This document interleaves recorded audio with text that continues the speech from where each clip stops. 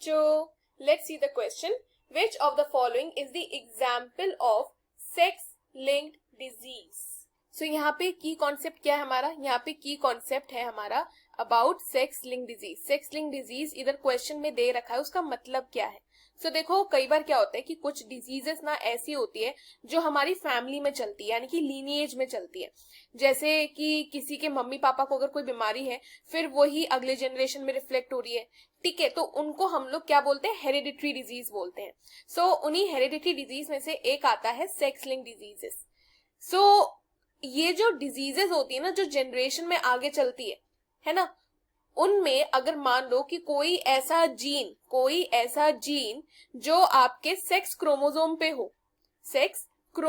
हो और उस क्रोमोसोम पे प्रेजेंट होने की वजह से जब वो बीमारी कॉज करती है ना, उसे कहते हैं सेक्स लिंक डिजीज.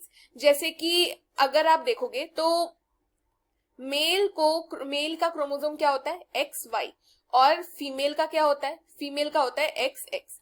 सो अगर कोई एक्स लिंक्ड डिजीज होगी तो वो X क्रोमोसोम पे पाई जाएगी, ठीक है. कोई Y लिंक डिजीज होगी तो वो Y पे पाई जाएगी. सो यही है हमारे सेक्स लिंक डिजीजेस.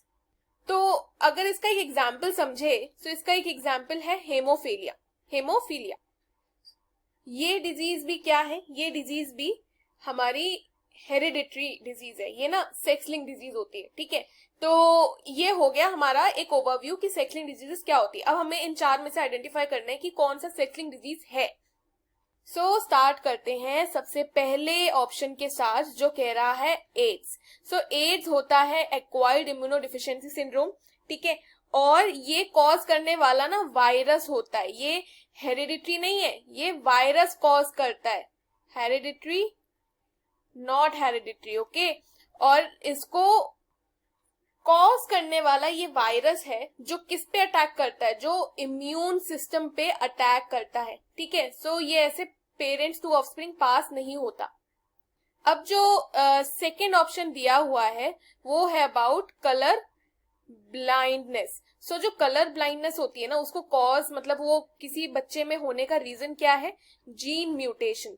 जब म्यूटेशन हो जाता है तो उसकी वजह से ना ये कलर ब्लाइंडनेस आती है. और कलर ब्लाइंडनेस का जो जीन है, it is located on the sex chromosome. और सेक्स क्रोमोसोम में से भी कौन सा वाला? X या Y? X क्रोमोसोम, ठीक है. सो ये हमारा एक एक्चुअली में सेक्स लिंक्ड डिजीज है. सो यानी कि ये हेरिडिटरी डिजीज है ये. सो यही हमारा करेक्ट आंसर होगा, which is option B. So option B is the correct answer. अब देख लेते हैं नेक्स्ट ऑप्शन, साइफिलिस. जो नेक्स्ट ऑप्शन इन्होंने बताया है साइफिलिस.